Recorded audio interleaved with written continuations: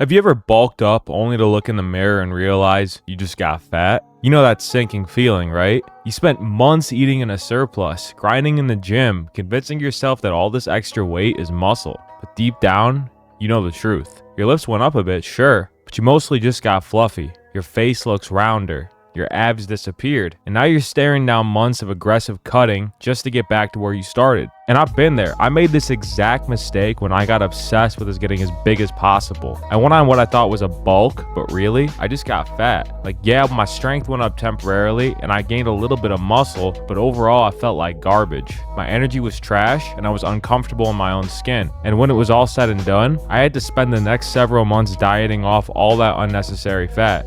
Time I could have actually spent building muscle. Here's what I learned the hard way. There's a smarter way to do this. There's a way to build muscle consistently without turning into a blob. A way to make steady gains while actually looking good year round. So in this video, I'm breaking down my exact lean bulking protocol, the system I use now to build muscle efficiently without gaining excessive fat. I'll show you the precise calorie surplus you need based on your experience level, the training principles that actually matter, and how long to stay in a bulk before you even think about cutting. And if you're serious about transforming your physique in the next 90 days without wasting time on programs that don't work, I put together a complete transformation guide that you can grab for free. It's linked in the description below. This guide breaks down everything you need: training, nutrition, and recovery, specifically designed for natural lifters who want real results as fast as possible. Grab that now before we dive in. So what exactly is a lean bulk, and why should you care? Look, if you're trying to add serious muscle to your frame, you need to understand something right off the bat. Some fat gain is inevitable. Building muscle requires a calorie surplus, and it's physically impossible to have 100% of these calories go straight to muscle tissue. Some of it will end up as body fat. That's just how the process works. But here's the thing.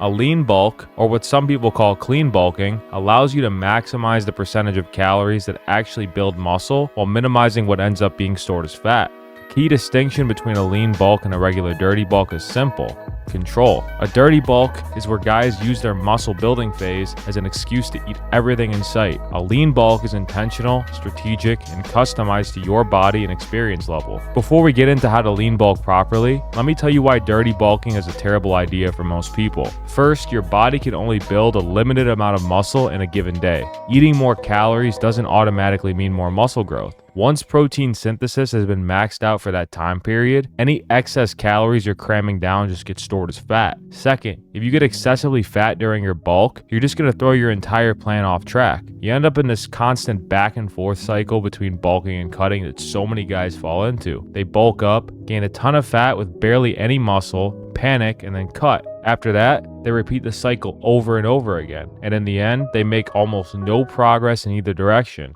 Dieting for fat loss is tedious as hell. The more fat you gain during your bulk, the longer you have to spend in a deficit later. So why force yourself through months of aggressive cutting when you could lose all the fat you need in just a few weeks by staying lean in the first place? By going the lean bulking route, you're still going to build muscle at or near your maximum potential. You'll feel much better physically and mentally throughout the entire process. And if you decide to lean down later down the line, you'll only need to cut for a short period. So how many extra calories should you actually be eating? And here's where most people screw this up. On a nutritional side, effective lean bulking comes down to one critical factor, which is controlling the size of your calorie surplus. You need the extra calories to fuel muscle growth. That's non-negotiable. But the goal is to provide your body with just enough to optimize muscle building and nothing more. This way, the maximum percentage goes towards building muscle and the minimum goes to your fat stores. Clean bulking isn't just about eating clean foods or avoiding certain foods or any of that nonsense. It's really just about creating a smaller controlled calorie surplus and maintaining it over time so you can bulk for longer. My recommendation is to consume 200 to 300 calories above your maintenance level, more so if you're a beginner. So take however many calories you need per day to maintain your current weight, then add 200 to 300 on top of that. You can go slightly higher or lower depending on your situation, but for most people, that 200 to 300 range is a sweet spot. Now, as I said earlier, your experience level matters here too. So for someone that's a complete beginner and starting off super skinny, you can aim for about 2 pounds per month of total weight gain. Your body can utilize a surplus more efficiently when you're new. But see, when you're intermediate and advanced, these numbers get even slower. Your rate of progress decreases by 50% for every subsequent year of proper training. So if you're someone that's been training seriously for more than 5 years, you should only be aiming for about a quarter pound a week in total body weight gain.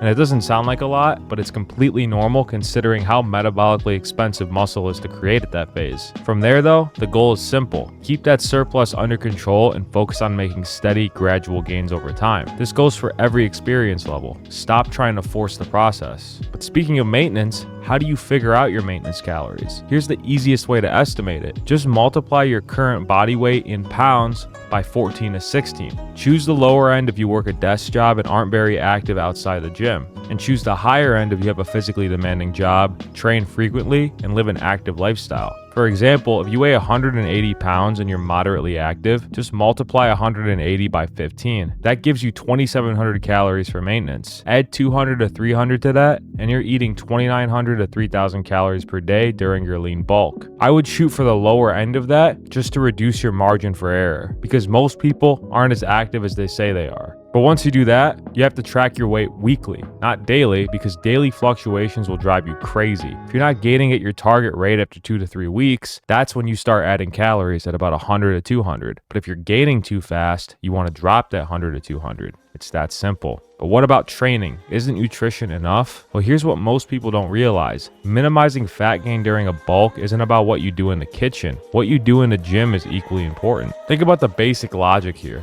You go to the gym and train to stimulate muscle growth. Then you eat a calorie surplus to repair and rebuild those muscles bigger and stronger. But what if the growth stimulus that you're trying to create in the gym is weak because your training sucks? In that case, your body isn't going to use any of those calories you're eating to recover. And guess where those extra calories go? Straight to your fat storage. Muscle growth is an adaptive response to stress. If that stress isn't high enough, you get less muscle and more fat, even with a controlled surplus. So let me ask you, are you really pushing yourself hard in the gym? Do you train with high enough intensity? Is there sufficient volume and frequency in your training week? The simple fact is a lot of guys just don't train hard enough, and they wonder why they're getting fat instead of muscular.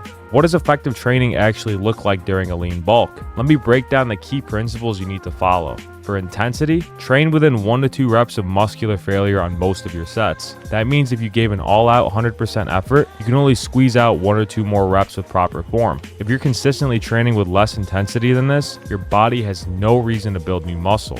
The next one is progressive overload. Since muscle growth is an adaptive response to stress, you must continually increase the workload over time. If you're not getting stronger, you're not getting bigger. And the best way to track this is to write down every workout. Focus on beating your previous numbers each week, either by performing more reps or adding weight to the bar. This is a non-negotiable. My favorite app for this is called Strong. You could find it on the iOS App Store or the Google Play Store. For volume, as a general guideline, perform around 8 to 12 sets per workout for larger muscle groups like your chest, back, and legs. Do around 4 to 7 sets for smaller muscles like biceps, triceps, and delts, as they'll be hit hard during your compound movements, but you still need some isolation work to round them off. This ensures you're applying enough total stimulus to maximize growth. For frequency, train each muscle group directly at least once per week. Most people will get better results training each muscle group twice per week, but I'd still recommend training every muscle group twice per week if you can. This gives you multiple growth stimulating sessions while allowing adequate recovery between them. For beginners and intermediates, your focus should be on compound movements. Build a foundation of strength across all major patterns. The key compound movements to focus on are exercises like bench presses, weighted dips, weighted pull-ups, barbell rows, and squats or leg presses. You hit these benchmarks and you'll have built a solid physique. From there, you can customize your training to address any lagging areas. For advanced lifters, identify your specific weaknesses, usually things like arms, rear delts, or certain leg muscles, and then structure your program to emphasize these while maintaining your compound strength. But outside of weight training, should you even do cardio on a lean bulk? That's a common question, and here's the truth. While I highly recommend you do cardio at all phases of your journey, it's not mandatory. It's more about personal preference, because cardio is just another way of controlling your calorie surplus by increasing your energy expenditure. So if you're someone like me that prefers to eat more food throughout the day, you can use cardio to create that same deficit despite higher food intake. But if you're accurately tracking your nutrition and you feel fine eating at that 200 to 300 calorie surplus, then adding cardio isn't going to magically improve your results. But once you have all of that figured out, how long should you stay in a lean bulk before cutting? And this is highly individual, and it depends on balancing comfort with optimization, all without compromising your overall health. But the optimal body fat range is to stay between 10 and 15% body fat during your bulk. Within this range, you're much more insulin sensitive, you utilize nutrients better, you recover faster, and your hormones stay in a healthy range. Further you drift above 15%, the less efficiently you build muscle. If you can maintain a lean bulk for extended periods while staying in that 10 to 15% range, absolutely do it. The longer you stay in a controlled surplus while remaining lean, the more total muscle you'll accumulate. Some people have genetics that allow them to stay relatively lean no matter what, so if that's you, take advantage of it and bulk for as long as possible. But I would start cutting when you've exceeded that 15% body fat range, especially when your gym performance starts plateauing despite your surplus, and also when you're genuinely uncomfortable with how you look. Don't cut prematurely just because you've been bulking for some arbitrary amount of time. But what's the biggest mistake people make? Well, the number one mistake I personally see is pushing cuts too far before starting a bulk. Like when you diet down excessively low, like sub 10% body fat. You create a terrible metabolic environment. Your hunger becomes uncontrollable, your testosterone crashes, and you feel like garbage overall. This sets you up for rapid, uncontrolled fat gain the second you increase calories. That's the opposite of what lean bulking is all about.